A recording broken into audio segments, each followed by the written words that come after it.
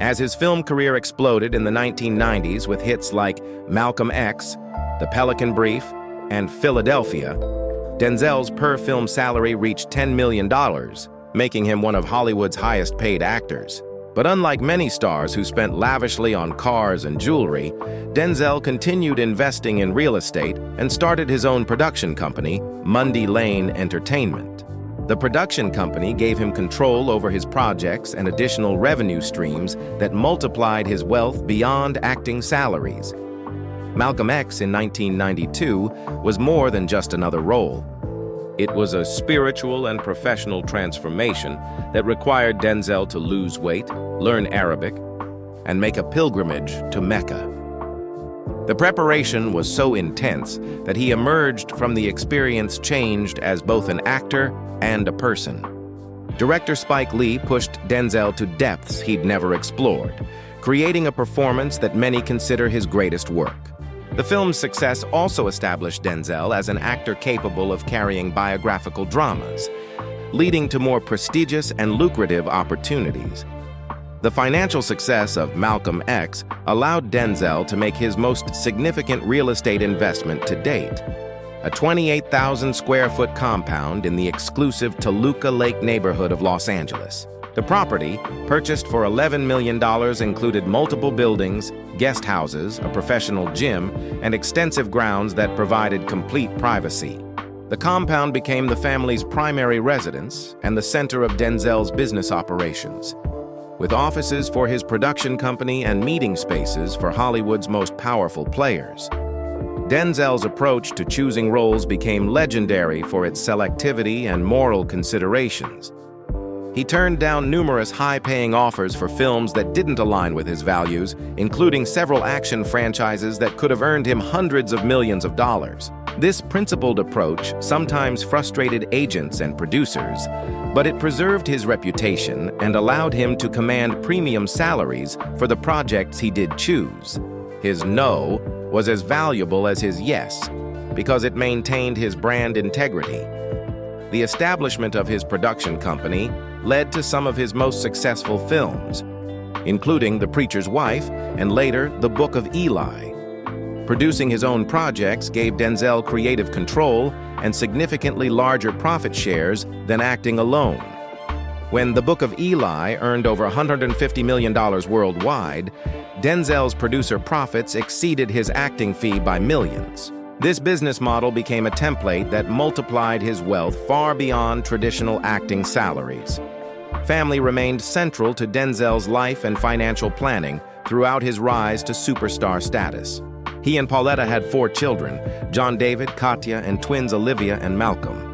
Rather than hiring nannies and sending the children to boarding schools like many wealthy families, Denzel insisted on being present for important moments in their lives.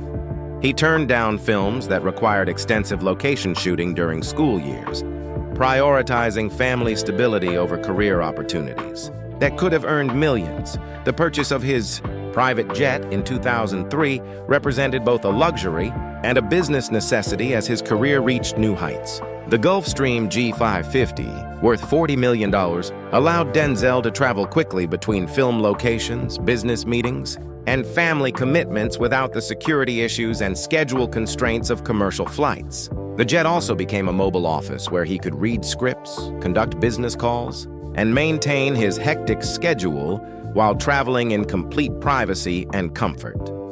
Denzel's investment portfolio expanded beyond real estate to include stakes in various businesses and financial instruments. He invested in technology companies, restaurant chains, and media ventures that aligned with his interests and values. His financial advisors helped diversify his wealth across multiple asset classes, protecting against market volatility and ensuring steady income streams independent of his acting career. These investments generated millions in passive income that supplemented his film earnings. The 2000s brought new challenges as Denzel entered his 50s and faced questions about his continued relevance in Hollywood. Rather than accepting supporting roles or reducing his salary demands, he reinvented himself as an action star with films like Man on Fire and The Equalizer. These roles introduced him to younger audiences while maintaining his reputation for serious, dramatic work. The success of these action films proved his versatility and extended his career, earning potential into his 60s. Behind the scenes, Denzel was mentoring young actors and using his influence to create opportunities for underrepresented performers. He established scholarship programs and quietly funded acting training for promising students who couldn't afford professional instruction. These philanthropic efforts reflected his belief in giving back to the community while developing the next generation of talent. The programs he supported produced several successful actors who credit Denzel with launching their careers. The expansion of his real estate portfolio continued with the purchase of a Manhattan penthouse for $13 million in 2006. The New York property provided a base for his theater, work, and business meetings while offering spectacular views of Central Park. The penthouse featured 4,000 square feet of living space, a private elevator, and building amenities that included a gym, spa, and 24-hour concierge service. This bi-coastal lifestyle reflected his status as a global entertainment figure. Denzel's children began establishing their own entertainment careers, with son John David becoming a successful actor and producer. Rather than simply opening doors for his children, Denzel insisted they work hard and prove their talent independently. He provided guidance and connections, but required them to earn their opportunities through merit. This approach preserved their credibility while leveraging his influence to create possibilities for their success. The launch of his directorial career with Antwone Fisher in 2002 added another revenue stream and creative outlet to Denzel's portfolio. Directing allowed him to tell stories from behind the camera while maintaining his acting career. His subsequent directorial efforts, including The Great Debaters and Fences, demonstrated his versatility and added to his reputation as a complete filmmaker. The COVID-19 pandemic highlighted Denzel's financial security and adaptability as his various properties provided safe havens while his diversified investments weathered economic uncertainty. His production company adapted to new filming protocols while his streaming partnerships provided content for audiences staying home during lockdowns. The crisis demonstrated the value of his conservative financial approach and diverse revenue streams. Looking toward the future, Denzel continues developing projects that align with his values while building wealth for his family's next generation. His production company has multiple films in development, his real estate portfolio continues appreciating, and his investment returns provide steady passive income. The empire he's built represents more than personal success. It's a platform for continuing impact in entertainment and society. Denzel Washington's journey from a struggling teenager in Mount Vernon to a $280 million empire builder proves that talent combined with discipline and smart financial decisions can create lasting wealth and influence. His story demonstrates that success isn't just about earning money, but about using resources to create opportunities for others while building something meaningful for future generations. Remember, true wealth isn't measured only by bank accounts and luxury possessions, but by the positive impact you create and the legacy you leave behind. And Denzel Washington is building both with every decision he makes. Denzel Washington just bought his fourth Beverly Hills mansion for $37 million. But that's nothing compared to what he spent on his private jet that can fly non-stop to any country in the world. You think you know Denzel Washington? Wrong. While millions watched him dominate Hollywood for 4 decades, he was secretly building one of the entertainment industry's most impressive empires worth $280 million. We're talking multiple luxury mansions, private jets, a family dynasty that controls major Hollywood productions, and investments so smart they make other celebrities look financially clueless. But this isn't just another rich actor's story. This is about a man who started as a garbage collector's son, almost quit acting to become a preacher, faced racism that nearly destroyed his career, and built something that will make his family wealthy for generations. Denzel Hayes Washington Jr. was born on December 28, 1954, in Mount Vernon, New York, to parents who worked multiple jobs just to survive. His father was a Pentecostal minister who also worked as a barber and water department employee, while his mother Lennis owned a beauty parlor. The family lived paycheck to paycheck in a neighborhood where crime was everywhere and opportunities were rare. Young Denzel saw his father leave early every morning for backbreaking work and return home exhausted every night, a sight that motivated him to find a different path in life. When Denzel was 14, his parents divorced in a bitter separation that tore the family apart. His father moved out, leaving his mother to raise 3 children alone while running her small business. The divorce devastated Denzel emotionally and academically. He started skipping school, hanging out with the wrong crowd, and getting into trouble that could have landed him in juvenile detention. His grades dropped so badly that teachers told him he'd never amount to anything significant. For a teenager already dealing with abandonment issues, these criticisms felt like confirmation that he was destined for failure. The turning point came when his mother made a desperate decision that saved his life. She scraped together money she didn't have and sent Denzel to Oakland Academy, a prep school in New Windsor, New York. This wasn't just changing schools. It was removing him from an environment that was pulling him toward a dangerous future. At Oakland Academy, Denzel encountered teachers who believed in his potential and pushed him academically. More importantly, he discovered drama class, where something magical happened when he stepped on stage. Acting gave Denzel confidence he'd never experienced before. When he performed, the shy, angry teenager disappeared, replaced by someone powerful and charismatic. His drama teacher, Ruth Stone, recognized his natural talent and encouraged him to pursue theater seriously. She became a mentor who taught him that acting wasn't just entertainment. It was a way to tell important stories and connect with people on a deep emotional level. This mentorship planted seeds that would grow into his lifelong commitment to meaningful roles. After high school, Denzel attended Fordham University, where he initially studied journalism with dreams of becoming a reporter. But theater kept calling to him, and he eventually switched his major to drama. College wasn't easy financially, as his mother worked overtime to help pay tuition, while Denzel took part-time jobs to cover living expenses. He often went to bed hungry, wearing the same clothes for days because he couldn't afford a full wardrobe. These struggles taught him the value of money and motivated his later obsession with building long-term wealth. During his junior year at Fordham, Denzel had a spiritual experience that almost changed his entire life trajectory.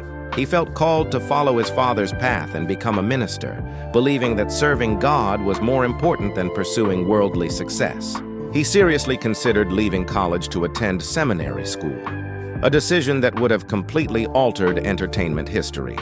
The internal struggle between his religious calling and artistic passion created months of anxiety and sleepless nights. The decision came down to a conversation with his mother, who reminded him that he could serve God through his art by telling stories that inspire and uplift people. She convinced him that acting could be a ministry if he chose roles that had positive messages and moral depth.